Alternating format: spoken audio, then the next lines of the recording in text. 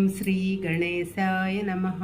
ఓం శ్రీకృష్ణ పరబ్రహ్మణే నమః. శ్రీమద్భాగవతం దశమస్కందం. సమస్త గురుమండలకి హృదయపూర్వక ధన్యవాదాలు తెలుపుకుంటూ భాగవతం చదువుకుంటున్నాము. విద్యాభ్యాసము, గురుదక్షిణ. కృష్ణ లీలలు అయిపోయినాయి, విద్యాభ్యాసంలోకి వచ్చాము. వసుదేవుడు గర్గాది పురోహితులచే యథావిధిగా తనయులిద్దరికీ ఉపనయన సంస్కారం చేయించాడు.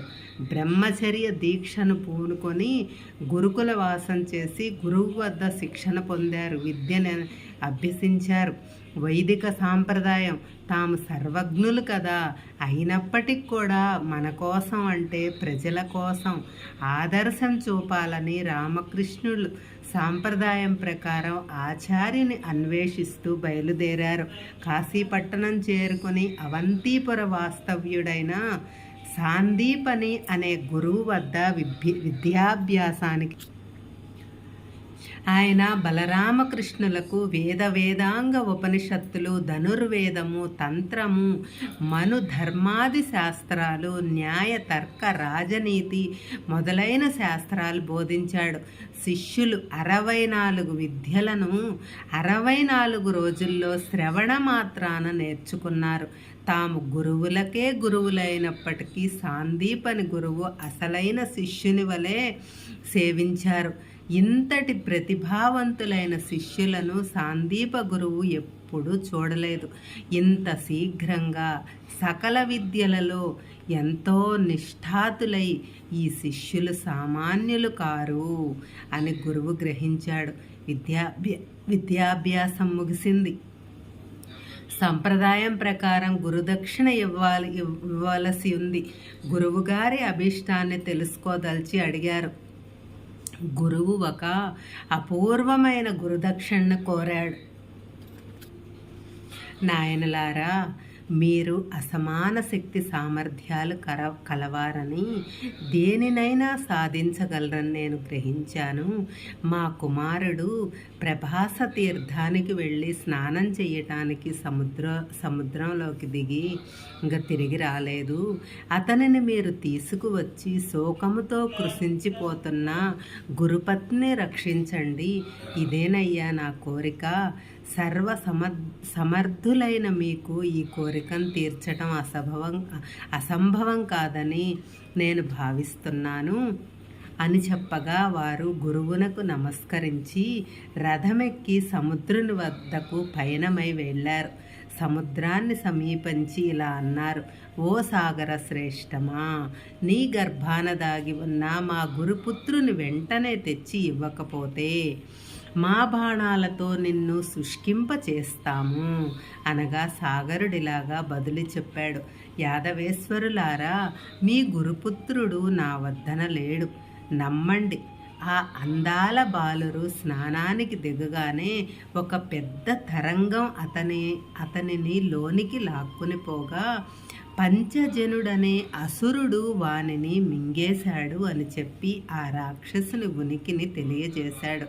సాగరుడు అప్పుడు కృష్ణుడు తన శంఖం పూరించగా ఆ శంఖారావాన్ని విని పంచజనుడు కంపించిపోయాడు. శ్రీకృష్ణుడు సాగర గర్భంలో ప్రవేశించి పంచజనుని చంపి పొట్ట చీల్చి చూడగా గురుపుత్రుడు అక్కడ లేడు.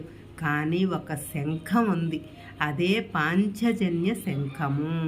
దానిని తీసుకుని పైకి వచ్చి బలభద్రునితో కూడి యముని పట్టణమైన సంయమని వెళ్ళాడు. అక్కడ శంఖాన్ని పూరించగా యముడు బయటకు వచ్చి బలరామకృష్ణులను చూశాడు. వారు నారాయణవతార పురుషులని గుర్తించి నమస్కరించి ఏమి ఆజ్ఞ అని అడిగాడు. శ్రీకృష్ణుడిలా అన్నాడు. ఓ ధర్మప్రభు, మా గురుపుత్రుడు నీ వద్దనే ఉండవచ్చు. అతనిలో ఏదో దోషముండుటం చేత దండించటానికి ఇక్కడికి రప్పించి ఉండవచ్చు.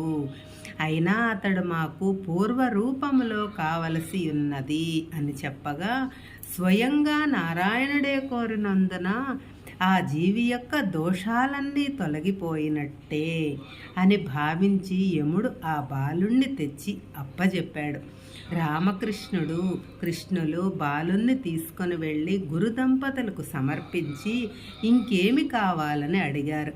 గురు దంపతులు అమితానంద భరితులయ్యారు. గురువు వారితో ఇలా అన్నాడు: కుమారులారా, ప్రపంచ చరిత్రలో ఇటువంటి గురుదక్షిణ ఇవ్వటం జరగలేదు. యముని వద్దకు వెళ్ళిన జీవిని తిరుగు తీసుకురావటం ఎవ్వరికీ సాధ్యపడని పని. ఇటువంటి గురుదక్షిణను ఇచ్చిన మీ కీర్తి చిరస్థాయిగా నిలిచిపోతుంది. ఓ మహానుభావులారా, మీరు సామాన్య మానవులు కారు. మీకు గురువైనందుకు నేను చాలా ధన్యుడనైనాను అని సాందీపని గురువు శిష్యులైన బలరామకృష్ణులకు నమస్కరించాడు.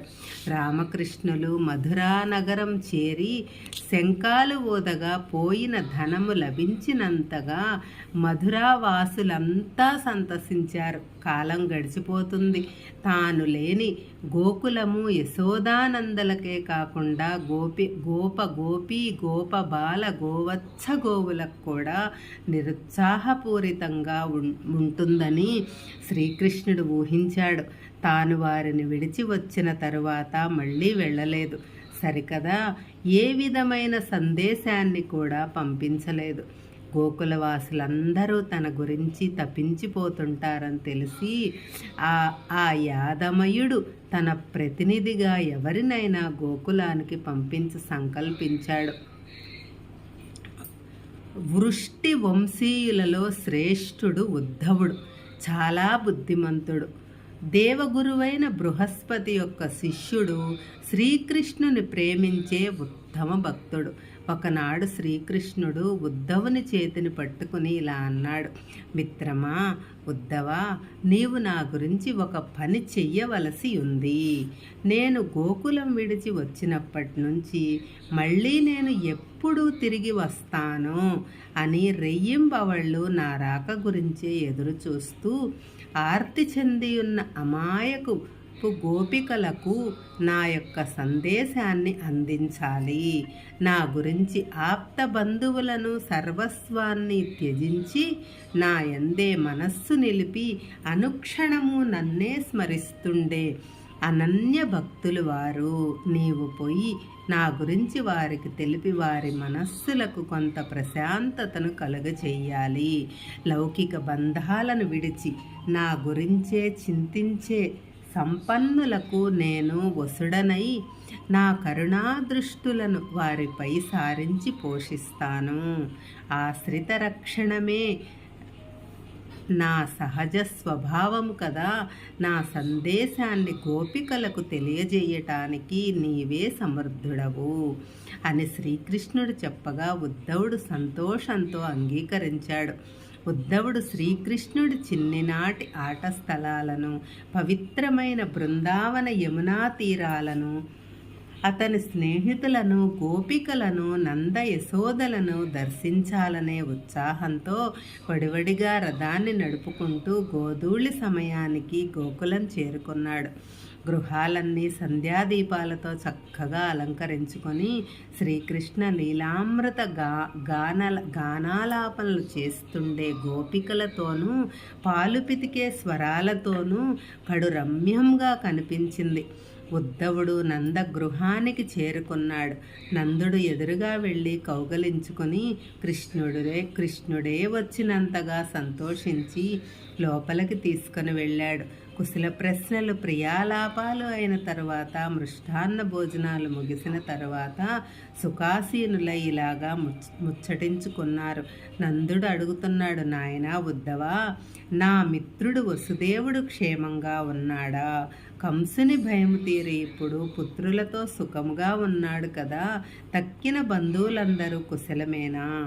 మా చిన్ని కృష్ణయ్య ఇక్కడి నుంచి విడిచిపెట్టి వెళ్ళిన పిమ్మట తల్లిని తండ్రిని తలుచుకుంటున్నాడా?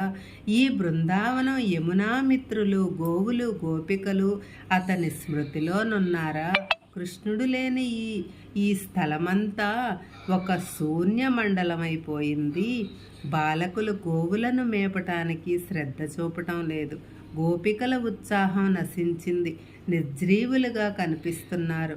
గోవులు కృష్ణుని వేణునాదం గురించి చెవులు పెడతాయి కానీ వినలేవు. కృష్ణ పాద స్పర్శ తగలక పచ్చిక బయళ్ళు కూడా శుష్కించిపోయినట్లున్నవి.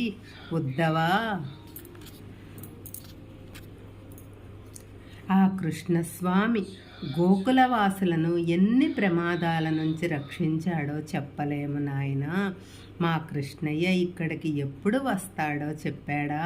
ఆ మురళీమోహనని ముద్దుల ముఖారవిందాన్ని తిలకించే భాగ్యం మాకు ఈ జన్మలో మళ్ళీ లభిస్తుందా అని పలుకుచుండగా అతని గొంతు బొంగురుపోయింది. కన్నీరు కట్టలు తెంచుకొని ప్రవహించగా బావురుమన్నాడు.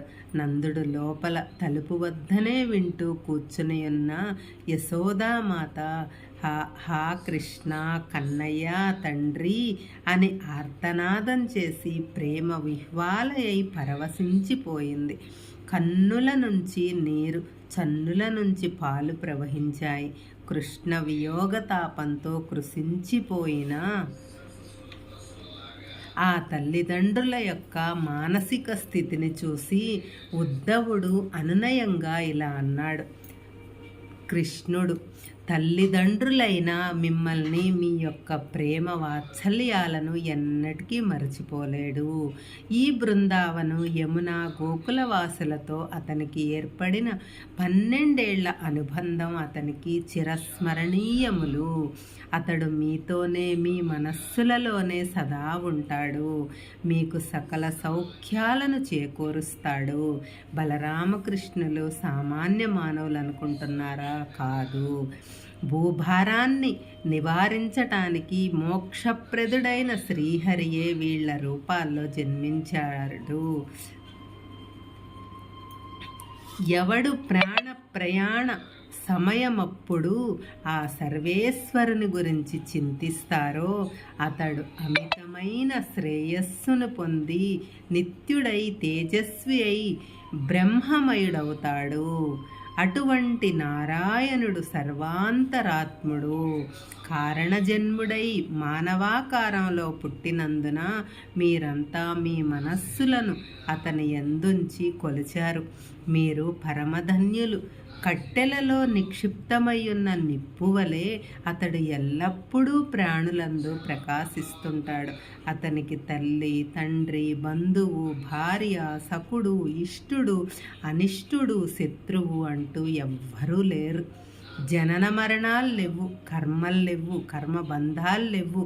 అతడు సజ్జనులను రక్షించటానికి గుణరూపాలు లేని పరమేశ్వరుడు వచ్చిన అతడు రూపాలను ధరించి గుణాలను వహించి సృష్టి స్థితి లయాలనే లీలలు సాగిస్తుంటాడు అని చెప్పాడు.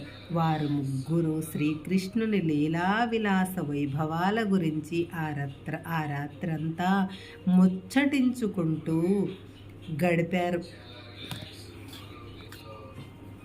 ఉద్ధవుడు ఉదయాన్నే స్నానాదికాలను నిత్య అనుష్ఠాలను ముగించుకొని ఒక ఏకాంత స్థలంలో కూర్చున్నాడు.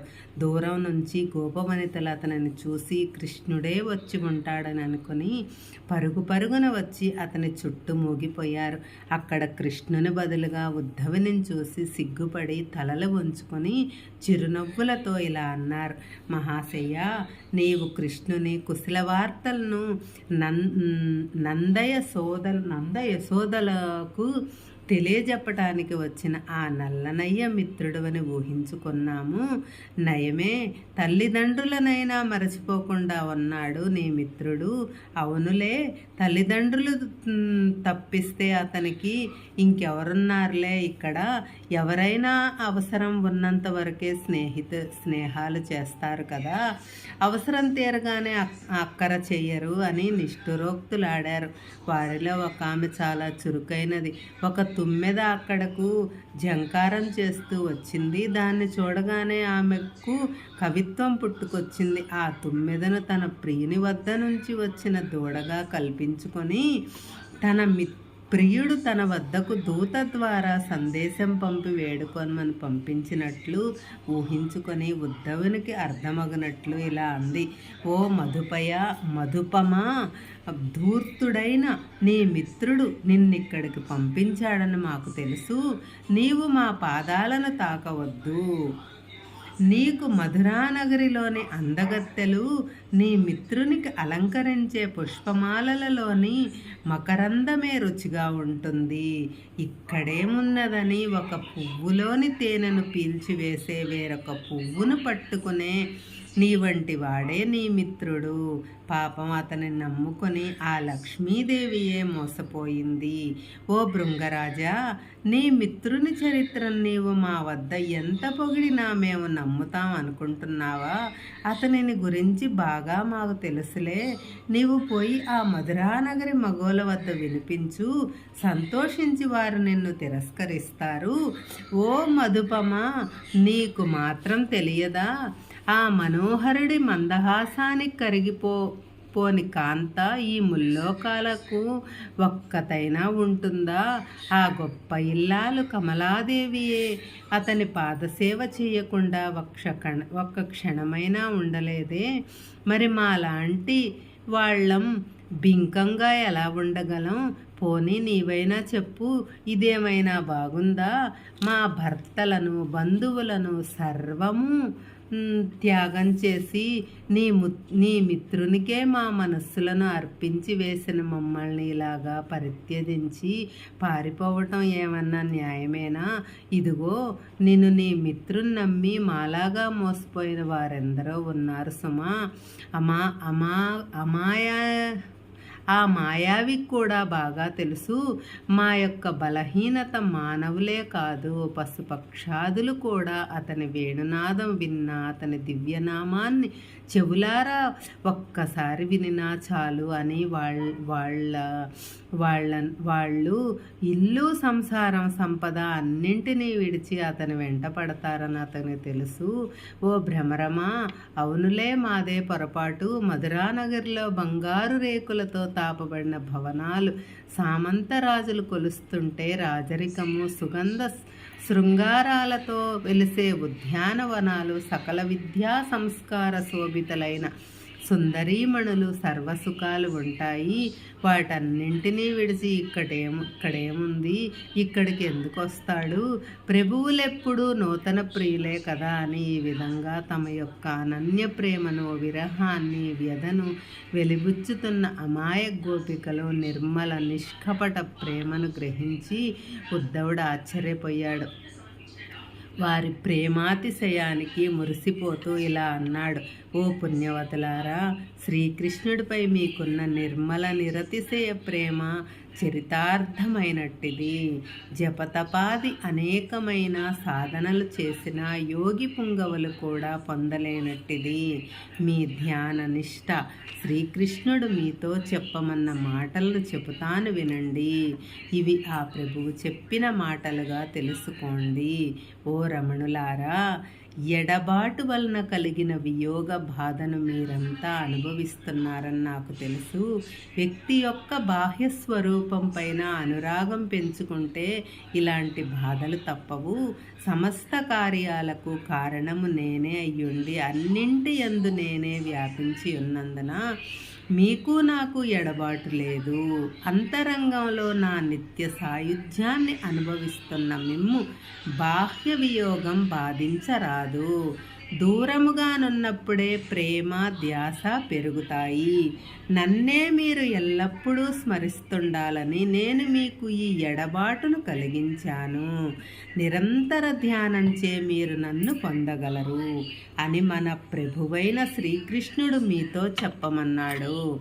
గోపికలు ఉదాత్తమైన కృష్ణ ప్రేమ తత్వాన్ని కొద్దిగా గ్రహించిన వారై ఊరట చెందారు. మహాశయ, ఉద్ధవ, కృష్ణుడు ఇక్కడికి ఎప్పుడైనా వస్తాడా?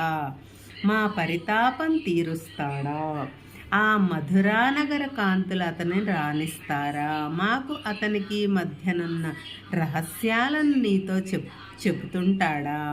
మేము కాళిందీ నదిలో స్నానం చేస్తుంటే మా వస్త్రాలను అపహరించినట్లు ఎప్పుడైనా చెప్పాడా? మాతో రాసక్రీడలు ఆడినట్లు చెప్పాడా? ఓ పుణ్యాత్ముడా, మా ప్రభువనకు మామూలుగా ఇలా చెప్పు. ప్రాణేశ్వర, నిన్ను విడిచి ఇక మీదట మా శరీరాలు ఈ భూమిపై ఉండలేవు. మా మనోధైర్యాలు, మనస్సులు, ప్రాణాలు ఒక్కటిగా మమ్మల్ని విడిచిపెట్టేస్తాయి. మా ప్రాణాలు పోయిన తరువాత నీవు వచ్చి ఏమి లాభం? జీవరక్షకుడు అయిన నిన్ను మా జీవాలను హరించిన వాడవని అందరూ నిందించరా? స్త్రీలు పురుషులను ప్రేమించటం దోషమా? లక్ష్మీదేవి నిన్ను ప్రేమించలేదా? నీవు లేని దుఃఖంలో మునిగియున్న గోకులాన్ని ఉద్ధరించు ప్రభో అని మా మాటలుగా చెప్పు అనిన గోపికలతో ఉద్ధవుడిలా అన్నాడు. సుందరీమణులారా, శ్రీకృష్ణుడు ఎప్పటికీ మీవాడే. మధురలో అతనికి స్త్రీలెవ్వరితోనూ సాంగత్యం లేదు. అక్కడ అతడు చక్కబెట్టవలసిన రాచకార్యాలు చాలా ఉన్నాయి. వీలైనంత త్వరలో ఇక్కడికి వస్తారు అని చెప్పి శ్రీకృష్ణ గాథలను, మధురలో అతడు గావించిన గొప్ప కార్యాలను వారికి వినిపిస్తూ అక్కడ కొద్ది రోజులుండి ఉద్ధవుడు మధురకు మరలి వచ్చాడు. గోకులంలోని విషయాలన్నీ శ్రీకృష్ణుడికి వివరించి నందాదులిచ్చిన కానుకలను బలరామకృష్ణులకు, వసుదేవ, ఉగ్రసేనులకు సమర్పించాడు.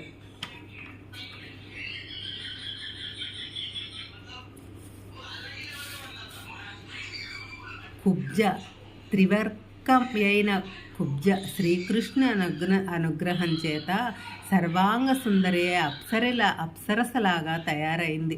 కృష్ణుడు ఎప్పుడు వస్తాడా అని గృహాన్ని శోభాయమానంగా అలంకరించి నిరీక్షిస్తుండేది. ఒకనాడు కృష్ణుడు ఉద్ధవునితో సహా ఆ ఇంటికి వెళ్ళాడు. ఆనంద సంభ్రమాశ్చర్యాలతో ఆమె తబ్బిబ్బై అయిపోయింది. ఉచితాసనాలిచ్చి పూజించి సత్కరించింది. ఇంట్లో గుబాళిస్తున్న సుగంధాలు ఉన్మత్తం కలిగిస్తుండగా ఆమె కామపరవశ అయింది. చిరకాల కామవాంఛ విజృంభించినది. శ్రీకృష్ణుడి గదిలోనికి తీసుకువెళ్ళి పాన్పుపై కూర్చుండబెట్టి హావభావాలు ప్రదర్శించగా ఆంతర్యాన్ని గ్రహించిన స్వామి ఆమె మనోవాంఛను తీర్చాడు. హృదయపూర్వకంగా భక్తులు కోరిన కోరికలను అనుగ్రహించే స్వామి నుంచి కుబ్జ కామతృప్తినే కోరుకొని సాయుధ్యానందాన్ని అనుభవించింది. మధురా విజయం.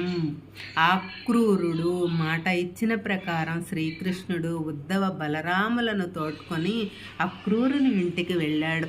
అక్రూరుడు ఎదురేగి ఆహ్వానించి కౌగలించుకొని ఆసనాలిచ్చి సత్కరించాడు. శ్రీకృష్ణ బలరాముల పాదాలను కడిగి ఆ జలాన్ని శిరస్సుపై చల్లుకున్నాడు. శ్రీకృష్ణ పాదాలను తన ఒడిలో పెట్టుకుని తుడిచాడు. ఇలా అన్నాడు: పరమ పురుషులారా, మీరు కారణ జన్మలు. మీ శౌర్య బలం చేత కంసుడు వాని అనుచరులు నశించి యాదవ కులము ఉద్ధరింపబడినది. ఓ కృష్ణ వాసుదేవ, నీవెవరవో మాకు తెలుసు. నీ పాదస్పర్శయే మా గృహము పావనమైంది. నా జన్మ ధన్యమైంది స్వామి. నాకు గృహవిత్త ధారాసుతులయందు మోహము కలగకుండా అనుగ్రహించు అని వేడుకొన్న అక్రూరునితో స్వామి ఇలా అన్నాడు: మహాశయ, నీవు సజ్జనుడవు, మాకు బంధువు కూడాను. మానవులు విగ్రహారాధనలు, తీర్థ స్నానాలు, కోరికలు తీరటానికి చేస్తుంటారు. కానీ నీ వంటి ఉత్తమ భక్తుల సేవా సాంగత్యాల వలన శీఘ్రంగా చిత్తశుద్ధిని పొంది ఆశయసిద్ధిని పొందగలరు మహాత్మా. నీ వలన ఒక కార్యము జరగవలసి ఉన్నది.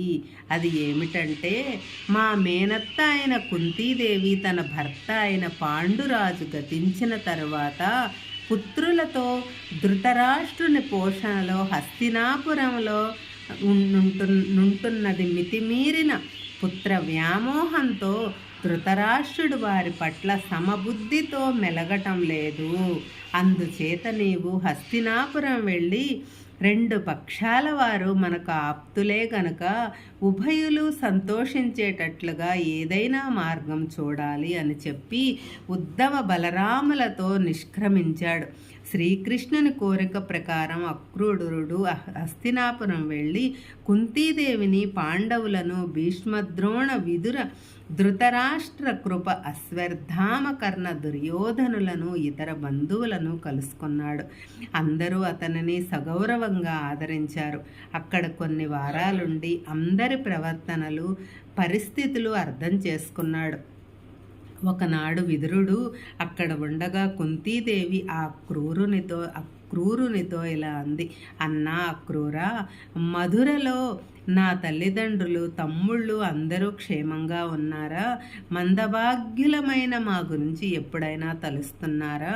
నాతో చెప్పమని ఏమైనా చెప్పారా? మేమిక్కడ దుష్టులైన కౌరవుల మధ్య తోడేళ్ల గుంపులోనున్న జింకల్లాగా భయంతో బ్రతుకుతున్నాము. పరమ దుర్మార్గుడైన దుర్యోధనుడు నా పుత్రులను చంపటానికి అనేక ప్రయత్నాలు చేశాడు. వానికి అదే వ్యాపకము. బలరామకృష్ణులను మా గురించి ఏమైనా తెలుసా? శ్రీకృష్ణుడు కంసాదులను చంపి యాదవులను రక్షించిన దేవుడు మా కష్టాలను ఎప్పుడు తీరుస్తాడో, మరి మాకు ఎప్పుడు న్యాయం జరుగుతుందో అని కంటనీరు పెట్టుకుంది. శ్రీకృష్ణుని స్మరించి మమ్మల్ని రక్షించు ప్రభు అని ప్రార్థించింది. ఆ క్రూరుడు అక్కడి నుంచి సెలవు తీసుకొని బంధుమిత్ర పరివారాలతో సుఖంగా కాలం గడుపుతున్న ధృతరాష్ట్రుని వద్దకు వెళ్ళాడు. ఇలా అన్నాడు: మహారాజా, నీ తమ్ముడైన పాండురాజు గతించిన తర్వాత నీవు ఈ భూమిని ఏలుతున్నావు. ప్రజలను ధర్మబుద్ధితో, సమదృష్టితో పరిపాలించే రాజు యశస్సును, శ్రేయస్సును పొందుతాడు. అలా చెయ్యనివాడు దుర్గతి పాలవుతాడు. నీకు తెలియని ధర్మాలు లేవు కదా రాజా. నీ తమ్ముని పుత్రులైన పాండవులు తల్లితో సహా దిక్కులేని వారై బ్రతుకుతున్నారు. నీవు నీ కుమారుల యందు, తమ్ముని కుమారుల యందు సమవర్తనుడవై వారిని ఆదరించడం అందరికీ క్షేమకరం కదా. ఈ లోకంలో ఏ ఒక్కరి ఉనికి శాశ్వతం కాదు కదా. పుత్ర కళత్ర సంపదలపైన వ్యామోహం అంత శ్రేయస్కరం కాదు. బుద్ధి లేని తండ్రి యొక్క ధన సంపదలను అతని పుత్రులే శత్రువులై హరిస్తారు. అందుచేత అధర్మార్జన వలన ఇహలోకంలో నిందింపబడటమే కాకుండా పరలోకంలో పాపఫలం అనుభవించాలి. ఈ శరీరము, పరివారము, ధన సంపద మొదలైనవన్నీ స్వప్నంలోని సుఖాల వంటివి. నీకు దృష్టిలోపం ఉన్నది కానీ బుద్ధి మాధ్యం లేదు కదా. నీ బుద్ధి జ్ఞానాలను సద్వినియోగం చేసి ఆ తండ్రి లేని పిల్లలకు చెందవలసిన భాగ్యాన్ని వారికిచ్చివేసి రాజుగా నీవు చెయ్యవలసిన ధర్మయుక్తమైన కర్తవ్యాన్ని నిర్వహించు అని చెప్పగా ధృతరాష్ట్రుడు ఇలా బదులు చెప్పాడు: అక్రూరా, నీవు చెప్పిందంతా నిజమే కావచ్చు. నేను మంచి సలహాలను పాటించలేని అసహాయుడను. భగవదిచ్ఛ ఎలాగుంటే అలాగే జరుగుతుంది. ఎవరు తప్పించగలరు? భూభారాన్ని తగ్గించడానికి జన్మించిన శ్రీకృష్ణుడు తన దివ్య సంకల్పం ఎలాగుంటే అలాగే జరిపిస్తాడు. మనం చెయ్యగలిగిందేమీ లేదు అని చెప్పాడు. ధృతరాష్ట్రుని మనస్సును గ్రహించిన అక్రూరుడు మధురకు మరలి వచ్చి శ్రీకృష్ణుల, బలరాములకు సర్వము నివేదించాడు. హరే కృష్ణ.